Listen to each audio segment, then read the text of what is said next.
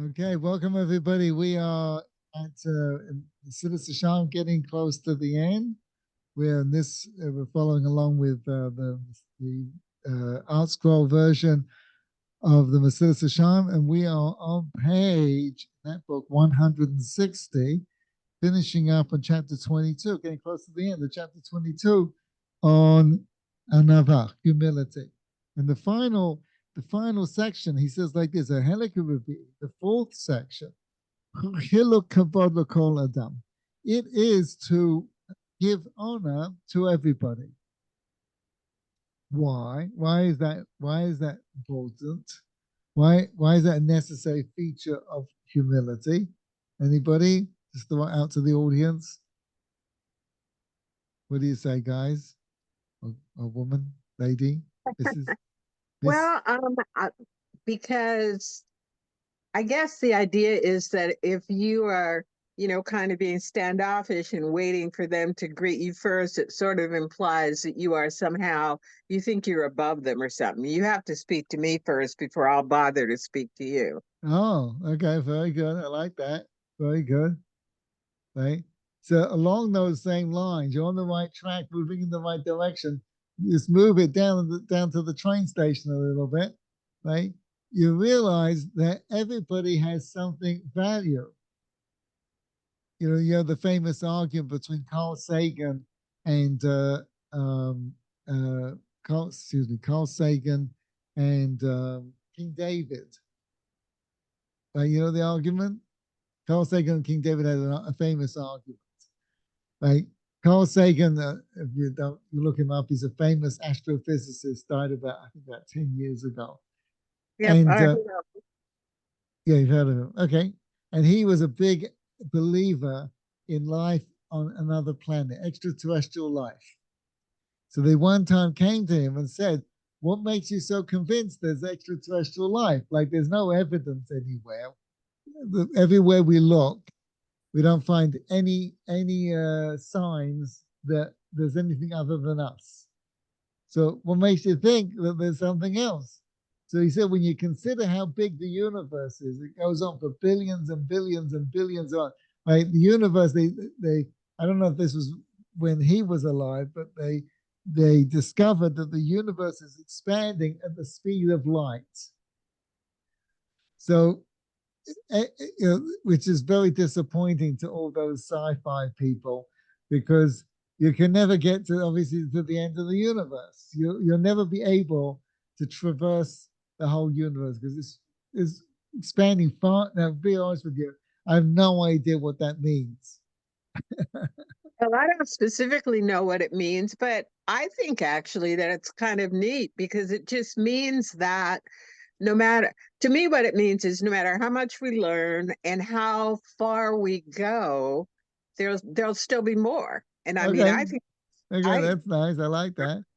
Right. yeah, I I mean, have why no would idea you, how they why would know you how fast. run out of universe to explore, run out of, like I say, things to learn, Yeah. places to Right. go? I Right. mean, what would you want to get to the end of that? Right. That's a good point. That is a good point. So so anyway, so I don't know that they understood that when he was alive, but nevertheless, when he was alive, it was they knew the universe was very very big, to put it mildly. So Carl Sagan said, if we're all there is, what a waste of space, right? Is that so? David Amela, King David, said a very similar idea. He said, I would not. What is a human being? I wouldn't think it's such a big deal. But when I look at the sky, right now, I understand why we're so important. So what was he saying? Do you see? He was saying the same thing as Carl Sagan, except the opposite. He was saying, how important is a human being? Look how big the universe is. So what are they arguing about? So you see, it's like you buy somebody a present, right? So I buy my wife a present. So I go down to the dollar store and I go, give me your best shot, right? So they give me something, I give it to my wife, happy birthday, right? Somehow it's not working for me, but every year I keep trying, right? So now they've got the 5 and below, right? That store. So sometimes I'll try that, right? But some people, what do? They call up Tiffany's. They call it Tiffany's, and it's my wife's birthday. Send me your best bracelet, right? Oh, now you're talking serious money. So on the wife's birthday, a big turquoise truck shows up and pulls up to your door, right? And your wife is there with all her friends. And the guy gets out of the truck, opens up the back, and all that is in the back is a big box, right? And pulls out the box and gives it to your wife. And there's a present from a loving husband. She opens it up. There's all this fluffy stuff inside. She goes down further. There's another box. Opens that up. There's all this belt and everything. She opens that one. There's a smaller box and it's covered in silk. She opens that up as a little sachet. She opens that. It's covered in some protective stuff. And then she pulls out a diamond bracelet. Right? And the neighbor, who isn't the sharpest tool in the shed, she turns to her and says, all that space, that whole truck with this tiny little bracelet. What a waste of space. And the wife says, no, you don't understand. That's how much my husband loves me. Right, you follow? So you see how important to you in the eyes of God, you come with a universe. It's so big, it's expanding at the speed of light. It's not measurable how important you are in the eyes of God. Right? You understand? Oh, Yeah. Zita's here. And Yechiel. Hi, guys. It's just me, sorry. No problem. The good doctor is on call. Oh, no problem. So how important, we're up to page, if you want to follow along, we're up to page 160. Thank you. Sorry I'm late. No problem. And we're talking about the final section on humility is giving honor to all people. So why should you give honor? So we're just explaining because every human being, how important is a human being? Look at the packaging they come with.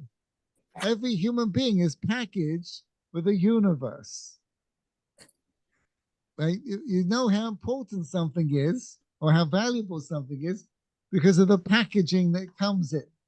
Something that's cheap and you don't care if it gets damaged or not. It comes in there now, Amazon now, they're saying on the delivery, do you want it in a box? Or we can just drop it off as is, in the packaging that comes from the manufacturer. And sometimes, yeah, fine, send it as is. And we just find I don't know, 10 boxes of tissues on the front door, whatever it happens to be, right? Soap, right? So the packaging, it tells us how important something is.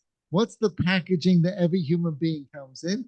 A universe, right? A universe. We're all enamored when Tesla or Apple come out of Meta comes out with like this new gadget thing, something you can wear on your eyes, right? Or the latest iPhone or the car or a robot or something like that, right? The most sophisticated technology in the universe is what? Human being. A human being, right? The next closest thing to a human being is like an abacus relative to a supercomputer. Even more so, actually, right? We're so more sophisticated at technology, they can't build computers they have trouble, even some of the elements of a human being, right? Just making a cup of coffee. Oh, Larry's here. Yay. We got a whole team, just missing Yechiel. Oh, okay. Well, I told you I had my Hebrew class tonight. Yeah. Apparently I know more than I thought I did. So that's good. Oh, well, you're coming to the wrong class then, because we're on humility. I'm not patting myself on the back. I'm pleased for myself. I'm not looking for praise from anyone else. Oh, we think you're great. Better than great. Better than great. You hear that? Hardly, Billy. Hardly. And Zita's even more than that. Oh, Her There you too. go. She manages to do all this wonderful stuff and deal with children at the same time, which impresses me to no end. Right. well, right. she deals with young children. I deal with older children. Yeah, well, you're between you and me, you're older. Well, no, I'm not. And look at Rabbi, and look at all the children and in-law children and grandchildren. Yeah, that's impressive too.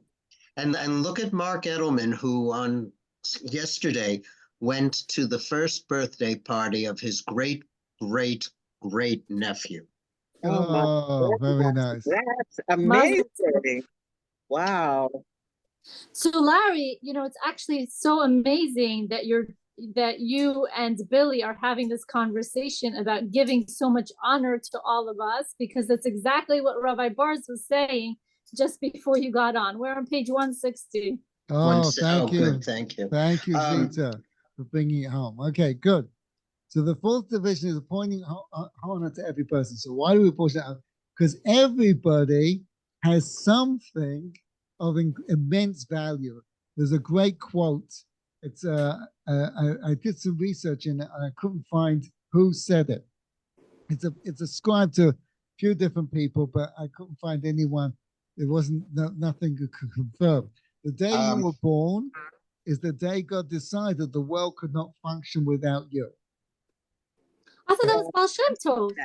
Oh, they say that all different kinds of people. I looked it up. There's No one really knows. No, it's way too new age for, it doesn't fit the age and the timing. And if it was the kind of quote that if they had said we would have known about it a long time ago. It's just popped out of the blue, right? But anyway, whoever it is. Wait, this is the day you were born was the day Hashem decided the world couldn't go on without you. According to something I just pulled up, it says it's attributed to Rab Nachman of Breslov. Right, that's the one that mostly. But I looked it up. I couldn't find anything where he said it. So you were looking for the actual location in a book or something. Yeah, something that said that he said it. And you look it up, it's not him. They say it's him. It's not. Mm-hmm. But anyway, listen, if it was him, fantastic. Whoever it is, I think I told the story about with a great rabbi in New York. I think we talked about this last time. And someone was coming in and listening to his classes and teaching his material in his name, not in the rabbi's name, which is not good. Not good, right? The last of the 48 ways to acquire Torah is to say in the name of the one who said it. And saying it in the name of what will bring the Mashiach. Right? No small thing. And he wasn't following this book. So anyway, so they told the rabbi who's giving the class, he said, I don't have a problem. He says, why aren't you upset? He says, I don't care. Let him teach Torah. And constantly inviting him back to pick up his classes. He says, he teaches Torah in my name. I don't have a problem. What I do have a problem is he teaches his Torah in my name. Right? Wait a minute. Wait. Something just occurred to me. You have a Rav Nachman scholar in your family. Ask him. Serious? Okay. Ask him, and I'm sure he's got enough friends who also could be sources. I don't know who. I might have asked him. I don't remember. I looked into it a while ago. What can I say? Yep. If it's him, great. But flip that. What's that? If the day someone is born is the day Hashem decided the world couldn't do without him, does that mean the day they die, the world doesn't need them anymore?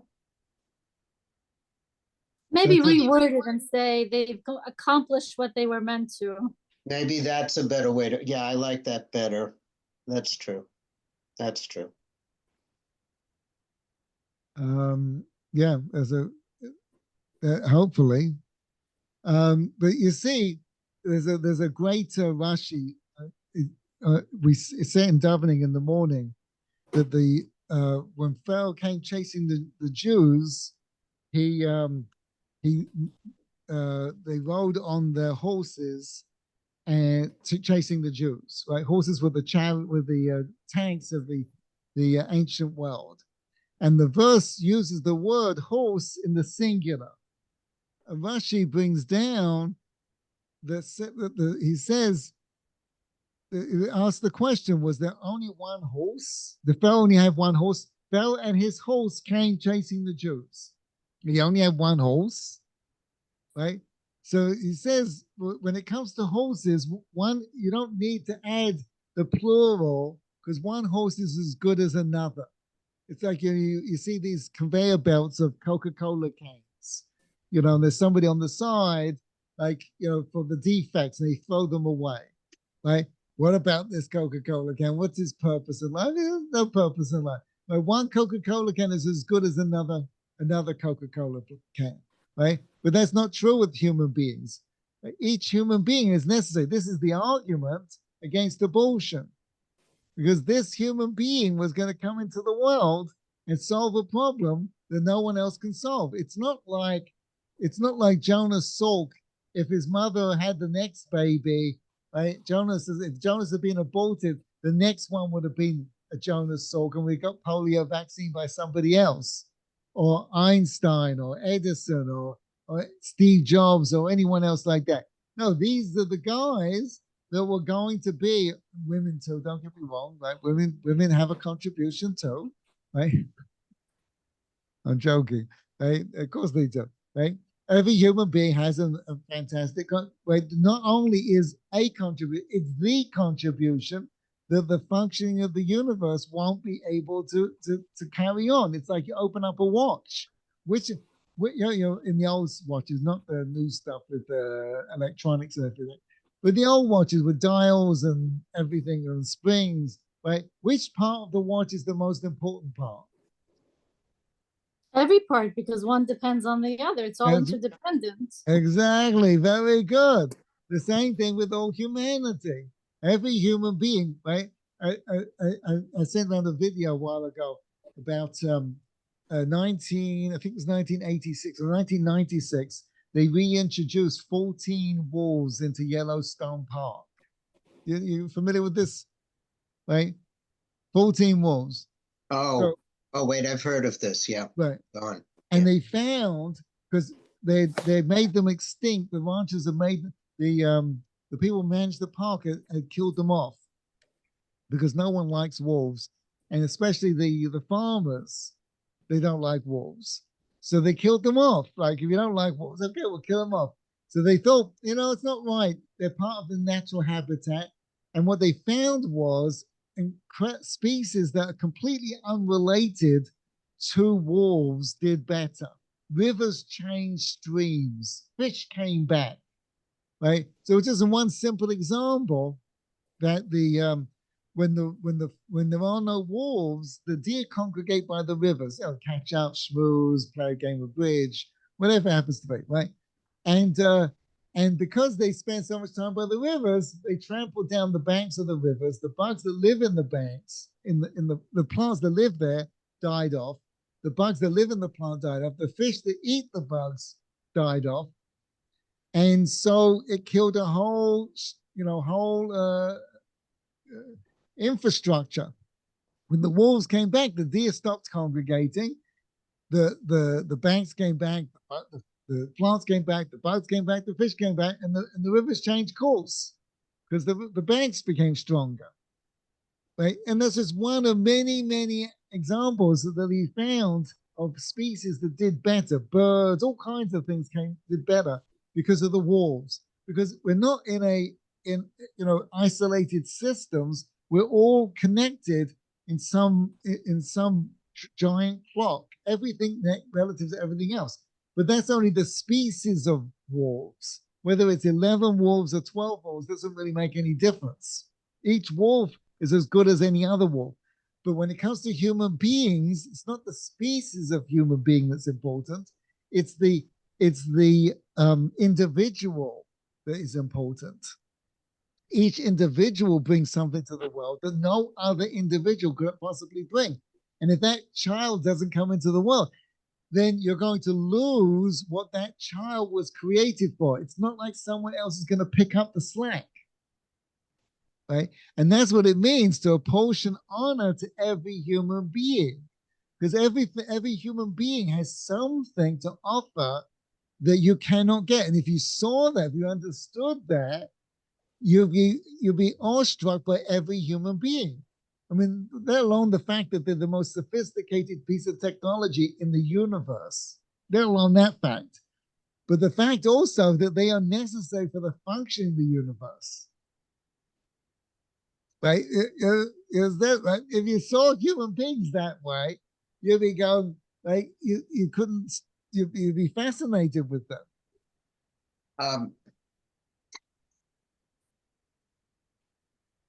Concomitantly, I've been on a word rampage. Couldn't you say that about I don't want to say this the wrong way, but the millions of children that are starving to death in Africa, that they were born and they're not getting a chance to grow up. 100%. To reach their potential. 100%. 100%. It's very interesting because I think it's, I'm sure it's Elon Musk, but I think it's also Bill Gates said a very similar thing. He said, we're going to populate the universe, like put people on Mars and everything, right? We're going to need 1 trillion, I think that was the number he said, 1 trillion people on Earth, right? Why? So he said, now he only values the geniuses, like the Einsteins and people like that. I'm saying that every human being has an infinite value. But he said, like I don't know what the numbers are, every 10 million people, there's an Einstein. Or every 100 million people, there's an Einstein. Whatever the ratios work out to be. So if you're going to need a lot of Einsteins to build the technology that we're going to need to get to another planet. Right? But at least he understands that human beings have they're amazing resource. They're the most valuable resource. It's very interesting. A little bit of a digression here, but the Sanhedrin, which was a court of 71 rabbis, to sit on that court, these are the greatest rabbis in the Jewish world, as opposed to the greatest rabbis in the non-Jewish world, right? So to be that's a bit of a joke, but don't worry. So there's be a rabbi on the Sanhedrin. Right? You can imagine a 71 rabbis. How could you possibly decide anything? If the Talmud in fact says that if they tried a case, a capital case, and all 71 rabbis found him guilty, they let him off. Right? Because it's not possible that someone could have that kind of evidence against them. Right? It must be a fix. Wait. Are you telling me that if 2 people witnessed the murder and then this person is on trial, that if all the judges say that yes, he murdered based on these 2 witnesses, then he gets to go scot-free? Yeah, because it's not possible that 71 rabbis could agree on anything. You see, the boys Donald told me Trump something similar. What did you say, Zita? The boys told me something similar. They said something like the judges during that time would find every which way to avoid the capital punishment. Right. Otherwise, they would be known as cruel judges. That's right. Like they would go through such a lengthy process. Right. That's right. For this reason, so that... No, that's a different reason. But it was called, the Talmud says that any court that found that put someone to death once in 40 years was called a killer cult. And there's That I another remember opinion. you saying, right, Right. There's right. another opinion that says it's once in 400 years. Wow. How were these judges chosen for the Sanhedrin? Oh, that's an excellent question. I don't really know. I never thought about that. It's a great question. Well, didn't they have to Yeah. have certain qualifications like knowing 70 Yeah. languages? Right. So and one of the qualifications I was yada, getting yada. to is that they had to know 70 languages fluently. I'll admire if I could learn one. So now, why do they need to know 70? Like, what's the reason for that? Well, you there were the see. 70 languages after the Tower of Babel. Right, 70 nations, right? Very good. Yeah.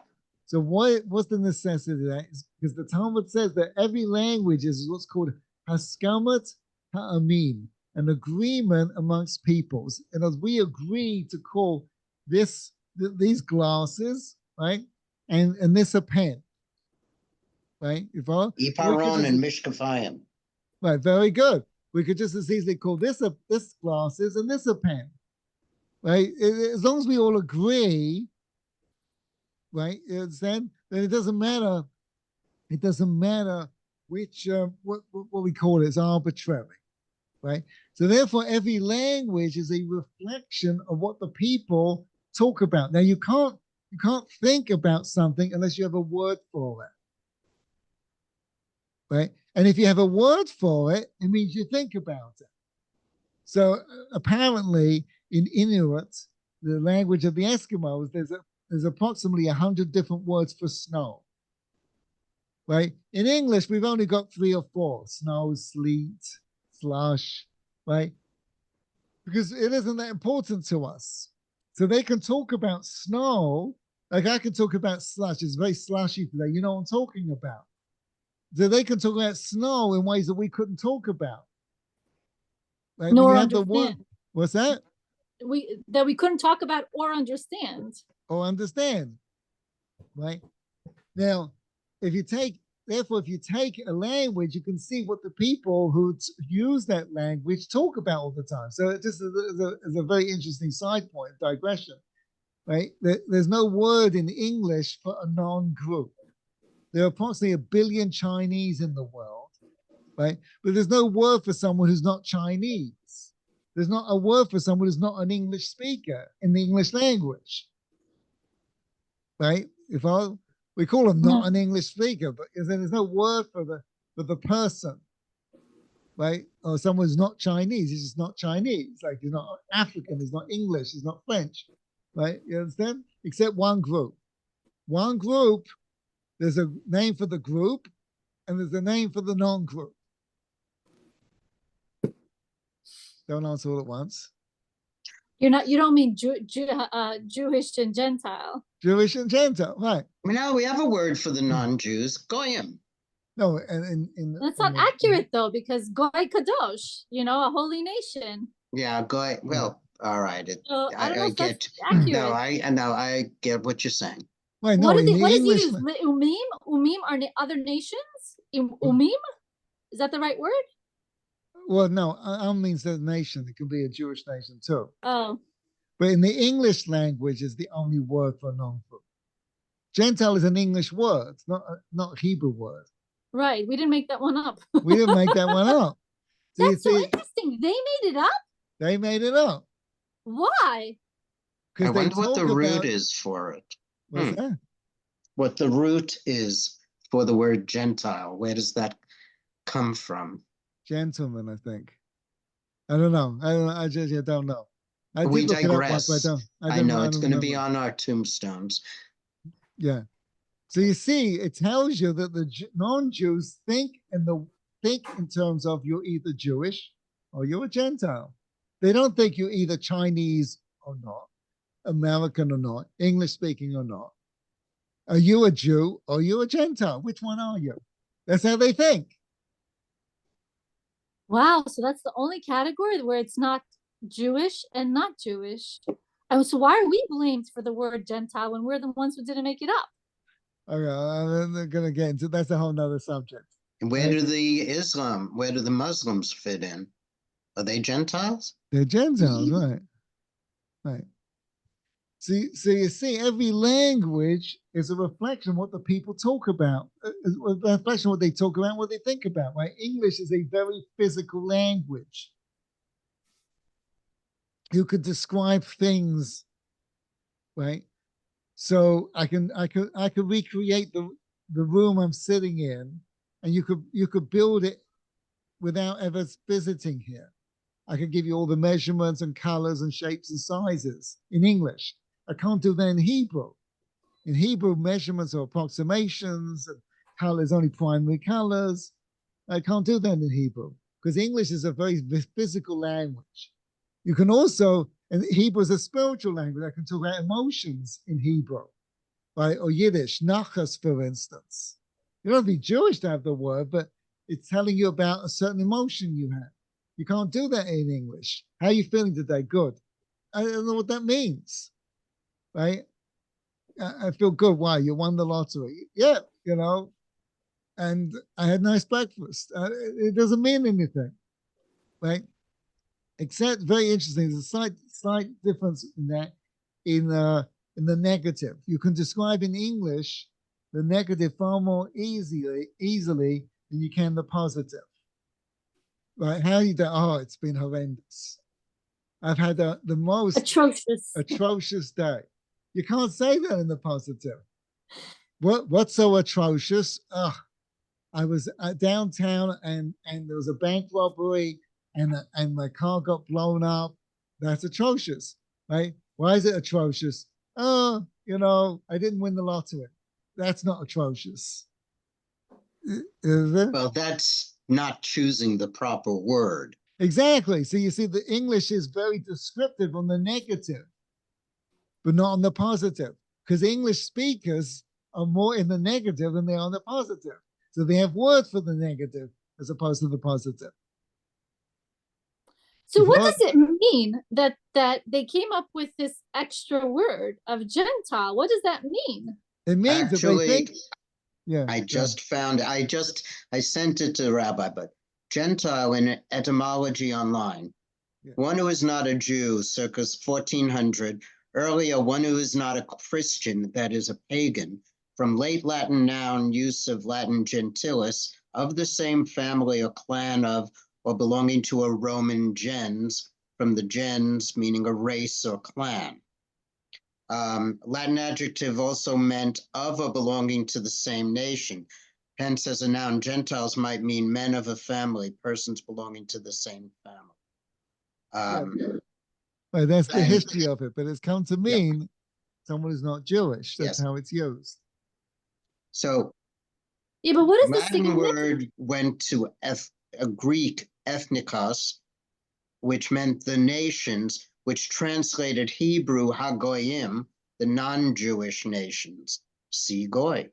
Hence, in late Latin, after the Christianization, gentiles could also mean pagans or heathens, as opposed to Christian.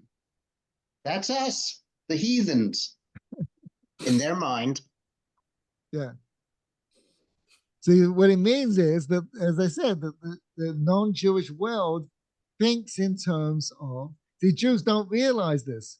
They think we're just Jewish and there's French and there's English and there's Irish, but it's not true. They think in terms of you're either Jewish or you're not. And that's very similar. Talk to David Salem about how the Muslims, how Islam thinks about the Islams and everyone else are infidels. Yes, but you see, the Christians have the same concept. Yeah, no, I see. Right, this is greater than that. Is beyond religion. Jewish or but the point is, the language is a reflection of what the people think about, and therefore, if you have the language, you can see things that you can't if you don't have the language. So, for instance, in Spanish, you say a siesta. Siesta doesn't translate into nap. There's no word in English that accurately translates siesta. A Wall Street banker can take a nap, but he can't take a siesta. Right? It's not in his experience, because it's not a word that he's familiar with through the experience of that language. It's not his lifestyle. So you see, That's the word. It's a siesta is a lifestyle. it's a lifestyle. So to understand the word, you have to understand the language. And understand the language, you'll get an insight in life that you couldn't have. And therefore, the rabbis had to know 70 languages because each language has an insight in life that you wouldn't have if you didn't have the language. True. Like, for instance, French, most of the words in English that are more esoteric and ephemeral are French. Beautiful, all these kind of words, aesthetic, they're all derivatives of French words. English is a very primitive, nothing personal, some of my best friends are English, but English is a very primitive language. French, well, it's derivative. It's from Latin, but they're all the Latin languages. But the English, but so many English words come from other, like French, right? The English don't have a problem with stealing. Nothing personal. Some of my best friends are English. But the point is, you say when Mesilat Yesharim is saying here, apportion honor to every person means that this person has something about life that you have to appreciate and value because they have an insight you can't see. It's very hard to see. No, very hard. I think it's impossible to see outside of yourself to see what you don't know. So we all think we've got a corner of a reality and we see reality perfectly. I know I do, right? So we can't see what we don't see. And every person's got a way of looking at life that you're not going to get without them. So when you value them, it's like, there's a specific halakha that you're supposed to stand up for a rich person.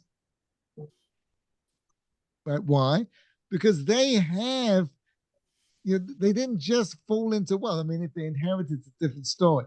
But they didn't just, rich people understand something about money you're missing. Nothing personal, right? Some of my best friends are broke, but they have they understand something about money that you don't, right? And people with money understand that, right? They know they think about money in different ways. I have an old friend.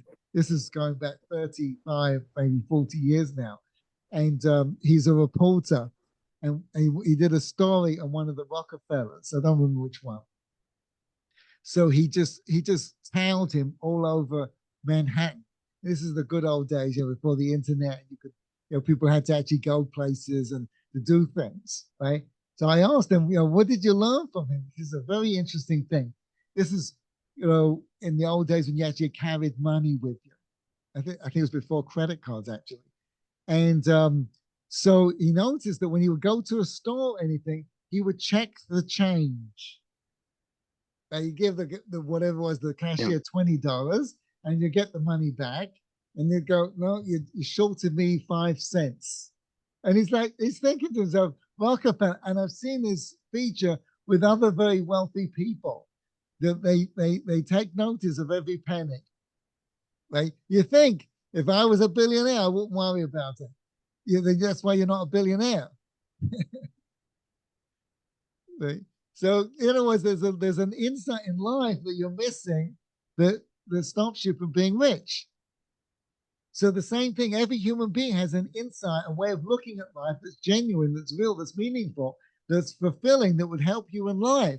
Otherwise, they wouldn't be here. So if you appreciate that, that means giving them honor. That means respecting them, just as much as if somebody had a cure for cancer. It's not like the Einsteins are to be respected. Every human being has something. It just Einstein happened to have a genius in a thing that we value in the Western world, but we don't value the janitor, which is ridiculous, which is crazy. They have an insight in life, a way of looking at life, right? I still remember when I used to give the bliss seminar, marriage seminar, to the hospital out in Shady, and not Shady Grove. I did in Shady Grove, but I also did in Silver Spring, Holy Cross. And there was a security guard, right? Nicest guy you ever met. Nicest guy. And he told me about his life. We used to schmooze all the time. I went back to see him a while after, and he was the sweetest guy. And he told me about he grew up on, I don't remember forget exactly where it was, but it could have been Alabama or something like that, in the South. Right? He grew up in a house that did not have indoor plumbing, and what is, I think his grandfather was a slave or something like that. It was like he told me his whole story, and the happiest guy you ever met. He's just like, they don't make people like this anymore. He just enjoyed life. I mean, he was the security guard. Not helping if anybody tried to do anything. He didn't look like he could take on anybody. But he was the nicest guy. He's got something to tell you about life. He really had something to tell you.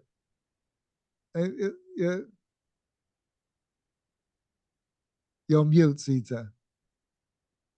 Are you saying that if we're unable to appreciate others and instead we spend time criticizing them, that it's a fault in our character that has to do with humility? It'll give you humility if you appreciate that everyone's got something of value. Noach used to say this about his mother. He said he would get on a bus with his mother. No matter who she sat next to, they became best of friends by the time they got off the bus. There are some people like that, for sure. Yeah. And they're very special people. Yeah, right. They can find value in every human being. There's something about them that is these people are special people. Like, think of them like that. My father was like that. Talk to anybody. He could talk to anybody. Right? It's seeing people for who they are. They're just that everyone's got some quality about them that is special. Is then that's part of humility, because other people are important. So what if a person focuses on all the negative of the other person? Yeah, well, that's a big problem, right? I mean, everyone's got faults, present company not included, but everyone's got and you can focus on that, and it doesn't take away from that. Some people do have faults, but everyone's got virtues. You wouldn't be here. Everyone's got something that is special about them.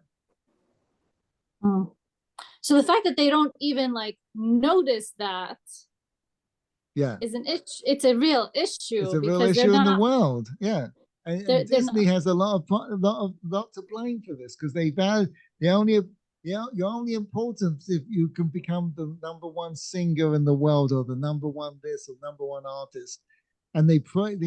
It's all about the little girl that becomes the next Barbara Streisand or whatever it happens to be. And it's not about, it's not about just being a regular person running a grocery store or whatever, or the security guard outside the hospital. It's like, it's only the people who have their names in lights are the important people. And actually the Mesilat Yesharim is going to end on this theme. We all can achieve our greatness in various different ways, and some people are going to be the great rabbis, and some people are going to be the cashier at the supermarket. Everyone in their own way is contributing to something meaningful to life. We should find it in them and see it in them. Because that helps them see it in themselves. Helps them see it in themselves, but it helps us too. It helps us too. They have something of value that can contribute to our lives. I definitely feel a richer person because I knew this guy, the security guard. He's going to contribute. He's contributing to your life something that you don't normally have in your life, and giving you insights and that you might not have otherwise had. I remember one time I met forget his name, the guy who started GoDaddy, Bill Parsons. Bill Parsons, not Jewish guy. And I was he was speaking at a conference I was giving a talk at, and he told a story about he made a lot of money. I think it was $20 million, and he didn't know what to do with it, so he started GoDaddy, right? And he thought like this is going to be the next big thing, and he said it was bleeding money like crazy, and he went from there 20 million, 18 million, 15 million, 12 million. And he said to his whole team, he says, I'll go down to, I think it was 8 million.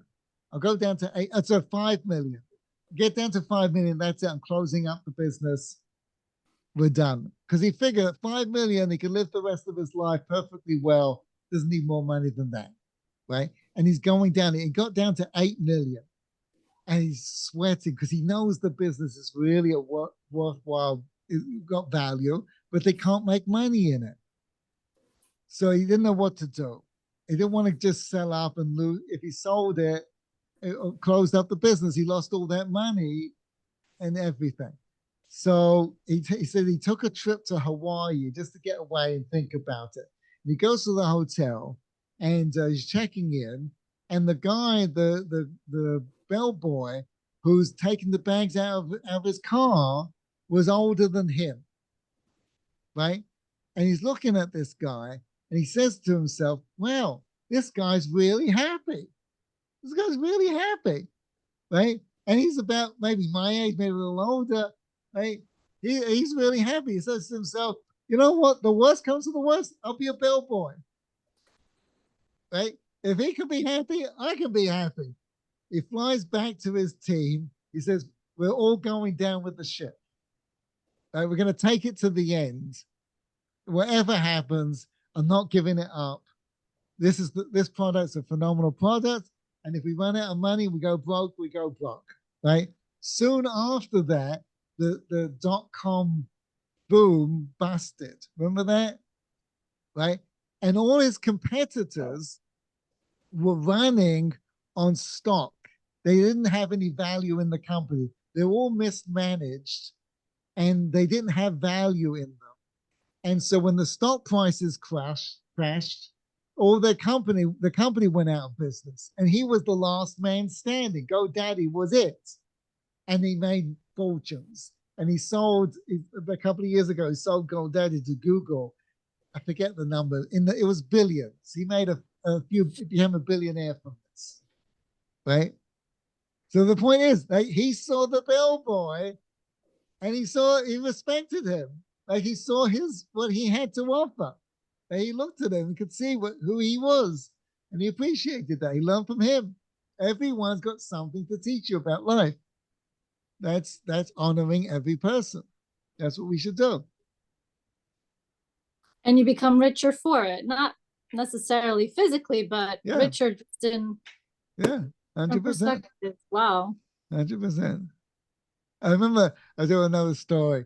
You know, I often find that the people at the desks and the assistants, it used to be much more common than it is today. You used to have, every office had a front desk of, someone at the front desk.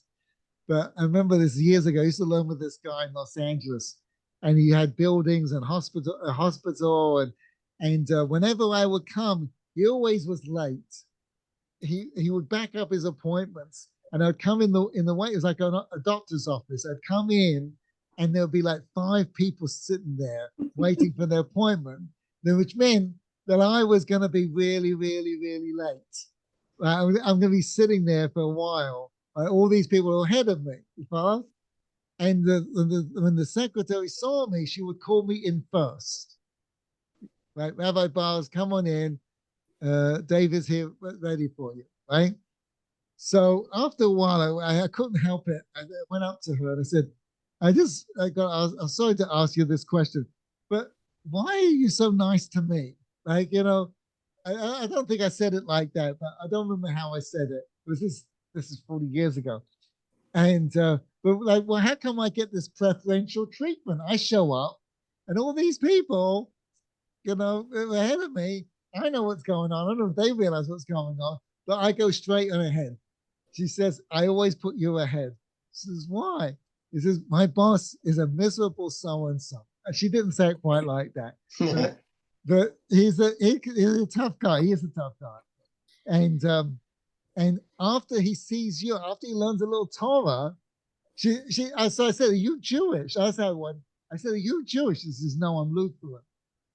I said, well, if you look Lutheran, like, why do you care about, why do you treat me this way? So she said, after my boss learns with you, he's so nice. I don't know how that fits into what we're talking about. But anyway, thanks everybody. She appreciated you. She saw your value. So. Yes. That's it. Exactly. Oh, the poor lady. You made her day. I made her day. Thanks everybody. See you next week. Thank you. Thank you, Rabbi. Have a good night. Good night.